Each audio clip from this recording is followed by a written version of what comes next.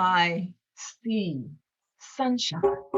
I see sunshine even here, where rivers drown dreams, and life screams from beneath her silencing tide.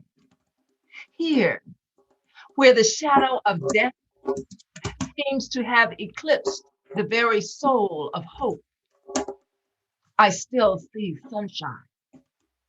Despite pain and devastation, riding rampant across the land like waves that crest during raging storms, life will erupt with fiercest fury, with the resilience of Job even, and conquer her greatest foe.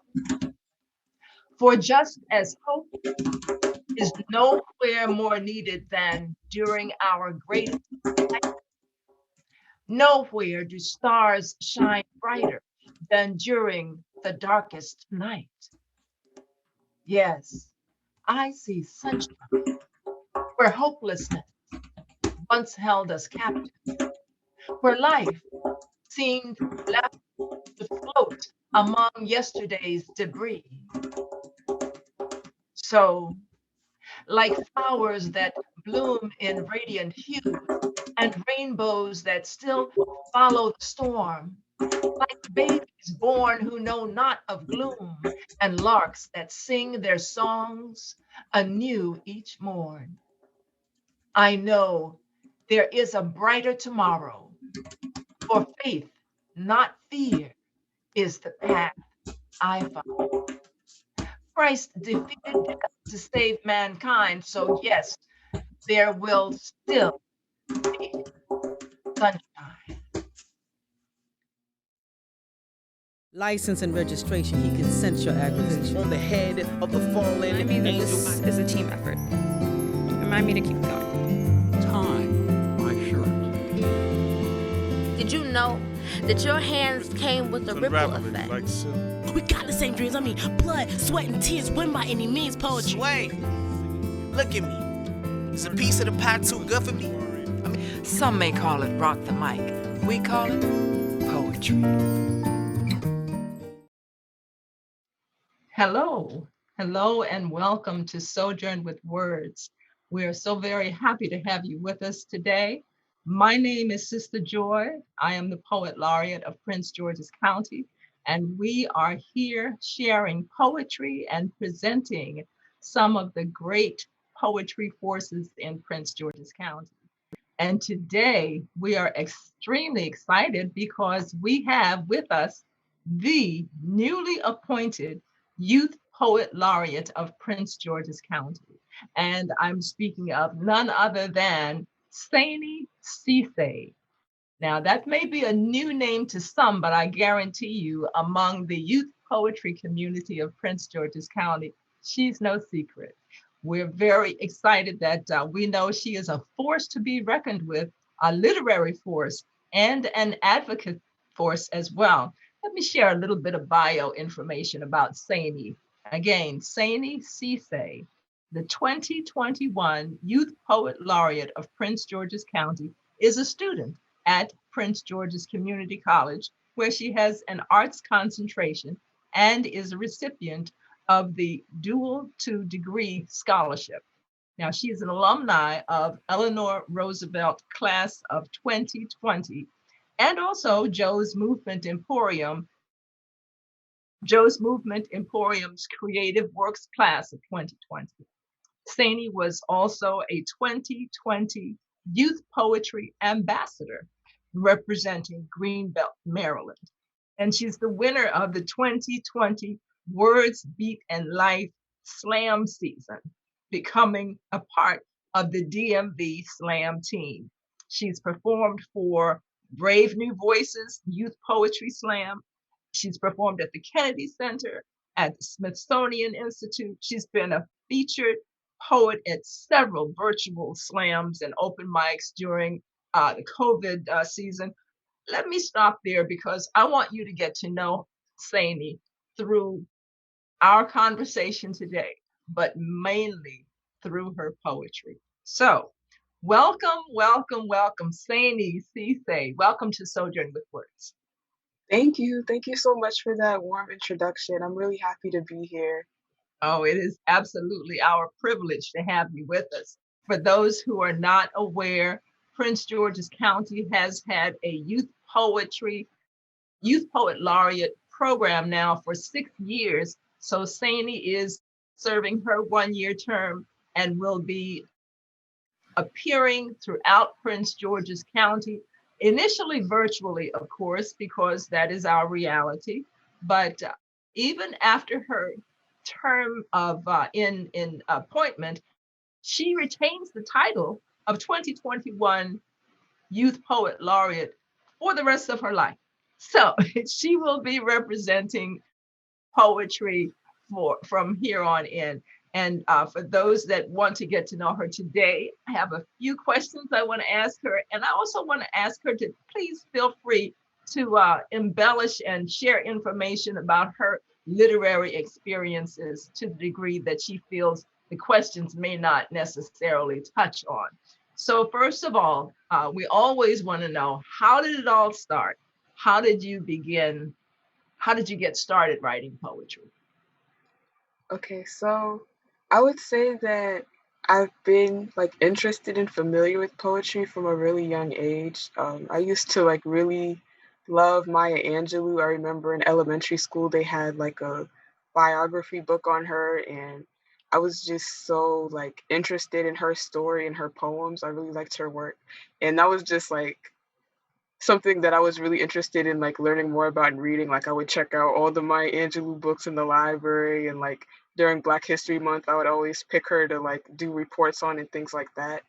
And I think that I had like some familiarity with like famous poets like Langston Hughes and Maya Angelou, Nikki Giovanni, poets like that. And so it was like always something that was interesting to me, but I didn't start to actually write for myself like unprompted until middle school. And I think poetry kind of became like an outlet for me.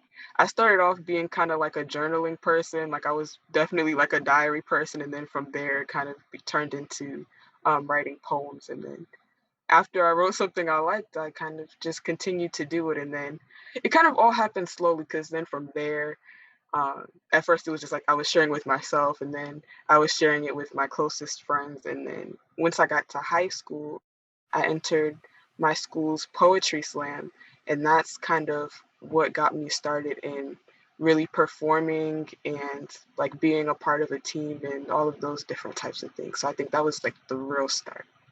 Okay, so Eleanor Roosevelt High School had an involved poetry scene that you could become a part of. And Yeah. oh, that's so key. We really love to hear when our county schools are supporting the arts, and that look where that led to today. Yeah. Absolutely, absolutely. So, was there also influence in your home? Are there, is there an appreciation for poetry among your family members, or even persons within the family unit that write poetry? Or So actually, like after like I really started to take poetry seriously, like I found out about different family members who used to write. I have an uncle in Ohio who actually publishes has published work, and my aunt also, like, she used to write poetry as a kid. It's like a funny story with that. She kind of started off the same way that I did, like she was like a diary person, and then she used to write poems. But then my grandmother found her diary and kind of just like looked through it, and she felt like she didn't have privacy, so it kind of she kind of stopped writing after that. But like there's has been like a history of people having that interest in poetry, which is fun and interesting because I didn't really know that before I became like okay, so you yeah. actually began, and then once you started, you found out that there were other family members. Okay, okay. Yeah. Well, if you look toward the future, what is it that you plan to accomplish as Youth Poet Laureate? I mean, do you have a concept of where you hope to go, or do you want it to be more one of discovery and evolve organically? I think so far it has been something that's evolved organically. I think now, especially like coming into the title of Youth Poet Laureate, I'm thinking about like how I can be more intentional with moving forward in what I do as Youth Poet Laureate because of like the resources and things that I have. So I definitely want to be able to bring attention to different initiatives. One of those being like celebrating the lives of Black people while we're still alive and like how we can continue to nurture that and just take care of our people. I think that also like with the Youth Poet Laureate title, one of the things that kind of comes with being a Youth Poet Laureate, like the expectation is that I, as the laureate, am supposed to be the voice of the youth. But I also understand that, like, I'm still one person. And so I think that it's still important to bring other people's voices and stories and perspectives to the forefront and, like, how I can create a platform for that with the platform that I have. And so it's not just like you get me, I am the youth voice, and that's all you need, you know? Right, right. And I'm so very glad to hear you say that because that's critical. Certainly in my role as poet laureate of the county, one of my primary objectives is to create a platform for poets such as yourself. And that's part of the understanding that the representation is not one that you're expected to be the end all for Hmm. poetry. Certainly you put a face on it, but I love even knowing you to the degree that I already do, I love the advocacy element that you bring to poetry. So, how do you feel that poetry can help create change? Thinking in terms of poetry as advocacy. I think that art has kind of always been a way to bring new ideas to the forefront and kind of help aid in movements. And I think that's something that I want to continue like the tradition of doing within my own work. I think poetry, especially like slam poetry, has always been like that kind of voice for liberation movements. So it's kind of just like me trying to find my place in how I can contribute to that as a poet and like using my talents and my skills to be a part of the change. Okay. Now, if young people watching today are interested in learning more about Dialect of Prince George's, which is the organization that operates and coordinates the Youth Poet Laureate program. We certainly want to encourage connection with that. Who do they contact and how can they become involved with the Youth Poet Laureate program? Okay, so the head of dialect is Patrick Washington. If you go on the Dialect Prince George's website, it has like all the different information about what we do and what it's like to be a youth poet laureate. Can you I give would the say site? it is dialect-usa.com. And Okay. also something that's really critical, in October to November, that is when the applications go out for the incoming poet laureate and ambassadors. So like if you're thinking about applying, that's when. So like around the start of the school year, start thinking about your poems and what you want to submit if you're interested in becoming like an ambassador or a poet laureate. And can you talk about that process? Because I understand it's a threefold process. The interview, the well, you tell them what your experience was. Okay, so first there's a submission process, which is where you submit about 5 of your poems. Also, they also like to for you to upload a video of you reciting one of your poems, and then to also include a bio of like who you are, what you do, like why you like poetry, like whatever you think is important for the admissions people to know about you. And then after that, if they like your poems and everything, then you go on to a second round, which is the interview process. And they ask you different questions about your art and just like your artistic process and your opinions on certain things and like what you would do as a youth poet laureate or ambassador and kind of why it's important to you. And then from there, you get a certain amount of points. And then the last round of that is the performance, which is like all your family and friends come to watch, and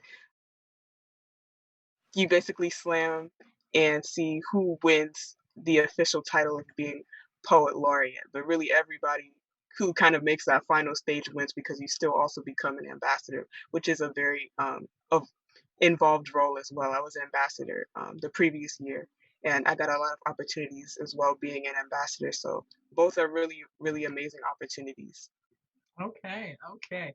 Well, we are very pleased to be able to share information with the community about the process, and we are very ecstatic to have you here to present the best of Prince George's County with regard to youth poetry.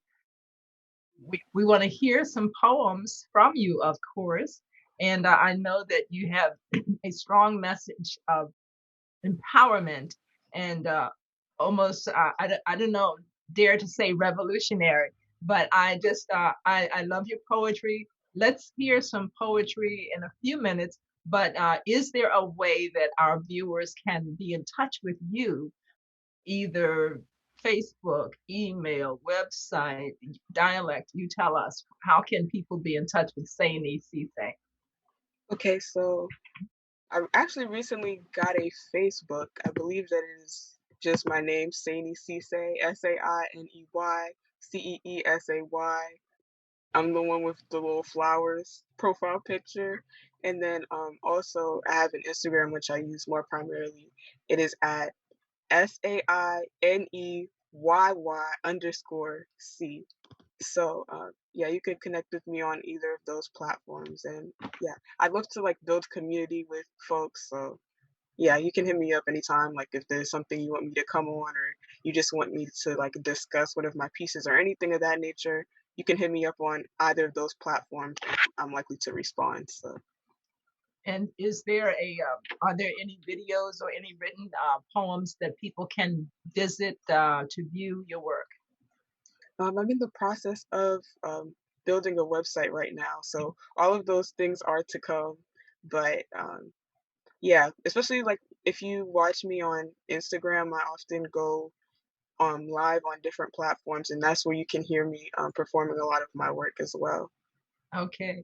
And one of the wonderful things about being named Youth Poet Laureate of Prince George's County is it comes with an arrangement for publication of your work. Yes, I'm So so excited. congratulations in advance on being Thank you. published. We look forward to being able to let folks know when that's available, and hopefully just continuing to make you available to the community that you serve. Okay. Yeah. So thank you for this time of interview. We're now going to get ready to hear some poetry by Sainey Ceesay. And for our viewers, I hope you've enjoyed this moment of connection with the Prince George's County 2021 Youth Poet Laureate. Again, I'm Sistah Joy, the Poet Laureate of Prince George's County and the host of Sojourn with Words. Let's listen to some poetry. Okay. This first piece that I want to perform for you all is titled Girls in Cars. Tired, so she has miles on her, diagnosed as ran through. The girl seen as skid mark under rubber tire, tired to be a ride or die or belong to the streets. You honk a horn to get her attention somewhere. The two became synonymous, girl and car fraternal in a man's mind, it seems. All just some to own anyway, calculated property value in miles on the sidewalk. You tell her to smile, tell her to close her legs before she's ran through, 'cause over time, the body begins to depreciate in value. You call the girl car. Call her Ferrari, Porsche, Mercedes Benz, call it a compliment, like it ain't a roundabout way to call the girl property. This next piece is titled Trying on My Skin. And the white girl tries on my skin for a night out. My skin is laid across the table, harvested for garment, fresh off the body with the blood still dripping. My skin is in season, is the next coat look still in shape, ready to be worn. She touches it only with the tips of her fingers, pops her limbs into the places mine should be as if she's returned to the wrong home. She smooths my skin over her bones. Pose. She thinks she wears it better than I did. Instagram agrees and my ghost screams click as we cut to the girl dancing through my bent limbs, arching the back she stepped in at the party. They will praise her, and when she wears it somehow, they don't miss who it belongs to. They like the blackness better as garment than being on her. My skin gets to be a new idea. She gets to be cool in the body I sweat in and take it off. When she goes home, I watch her as she tries to do it without getting blood on her hands. She will call her stealing ethical call. My skin compostable can sink straight into the ground when she's done with it. Call my skin renewable resource and multi-use named the daisies, hers for the picking. But even here, I am still the flower. This next poem is titled Anxiety. It lays next to me and gathers dust when I sleep, puts new patterns in my breathing and vibration in my bones. Never gets its calm, or its lavender, or its flowers, or its rest. I dull it in song and pretend to be someone else, while it makes host in my stomach, making me sick to newness. Forges notes so I don't participate, misses calls and texts, and buries its head underwater. It collects time in its palms and disappointment in its palms and self-doubt in its palms. It folds me in them until I am small and makes bets with tomorrow. Anxiety. Don't you remember all the times that I've survived?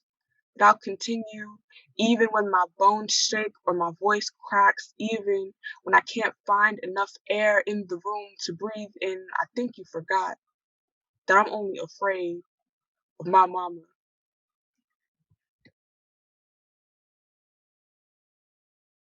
This next piece is titled.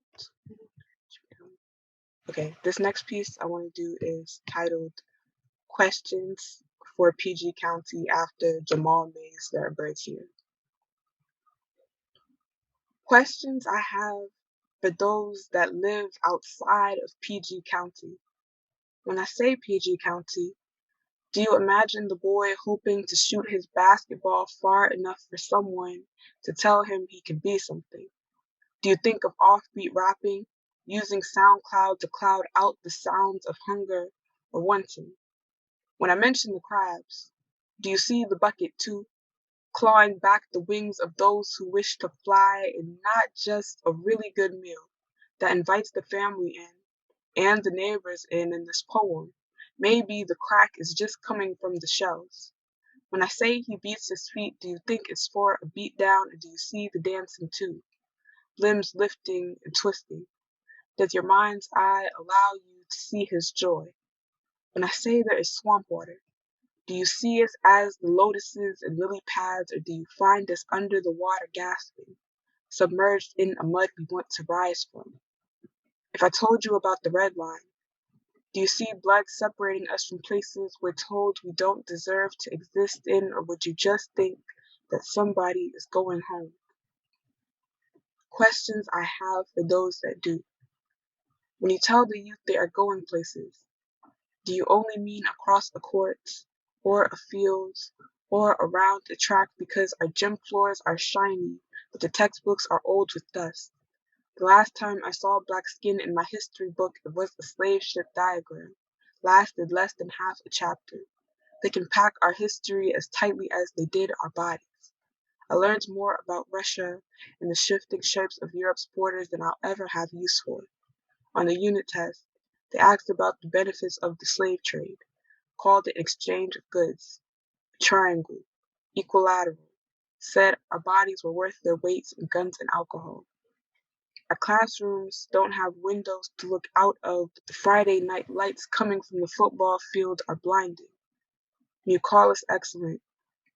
Is it only when we wear suits, shoes shine, head up, shoulders back, or when we get out of our bed and manage to show up in something other than pajama pants or bonnets and do-rags that hold hairstyles not ready to face the world yet. When you say PG is black and excellent, show or all black everything is proof, like black administrators and principals and police is the profiling supposed to burn less when it's not bleached. This last poem is a hair poem. As the week ends, my hair counts the days and tangles. It is all the tightest kinds of alphabet soup, and it seems like this head is always asking for something. Scalp, itching, to be noticed, I parted into the familiar valleys. This hair has always held my memories, my strands, just all my thoughts blooming, so my head is the garden that I tend to. It remembers the combs that broke from heavy hands and not enough time, so today I am patient. When I step into the shower, I let my strands curl back to a familiar place. My hair is returning to itself on purpose. I apply shampoo, hands to scalp, wash until it sounds like white noise, then smooth in the conditioner with praying hands. This is my best attempt at being brand new. I decide who I will be on the other end of this wash day. My natural hair, the kind that knows how to shape shift, I can braid it, and it will give me new roads to travel on. I can twist myself into a new reality or weave a dream that flows down my back. There are no limits to what I can imagine. When my hair holds this much magic, I could have a new reality on my head every day if I wanted to. They say hair is just a bunch of dead cells, but I notice how mine's last move was to go towards the sun once it departed. So when I parted, I find a seat in my hair, and it looks like God created a miracle here too. I come with a crown that takes time to protect and still finds itself in a world that sucks its teeth like once. My teacher threatened to cut the beads off of my braids when I was too plastic wind chimes sway, and I had a homeroom teacher who rolled their eyes when I changed too quickly before they could memorize my name. And in the same room, I am seen by Black girls who know what it takes to show up, who reach for the silk insides of their bonnets the same way I do after days that ask us for rest. And that is my final piece. Oh, I absolutely love that piece. I'm going to be requesting that. I want you to know. Thank you. Thank you. Thank you. That was going to be the piece that I did for the inaugural poem before the Zoom shut off. So I'm glad you like it. Oh, absolutely. Fabulous, fabulous. Well, Sainey, thank you so much for being our guest here on Sojourn with Words. Don't be a stranger, please. And of course, tell people about your interview, your feature. Once it airs, I'll definitely be posting it on Facebook and sending it out to our community of viewers. Sojourn with Words is a family, so you're now a part of the family. Welcome. And for our viewers, please do let us know what you think about Sojourn with Words. You can reach me at Poet Sistah Joy, POETSISTAHJOY at AOL.com. Let us know what you think about our guest and the TV show, which we're now in year 15, approaching 16. Congratulations. So, thank you so much. And that concludes this episode of Sojourn with Words, the premier poetry channel on CTV in Prince George's County, also serving Montgomery County. And now with the advent of virtuality, we're worldwide. So thank you, Sainey. Thank you to all of our viewers and supporters of Sojourn with Words.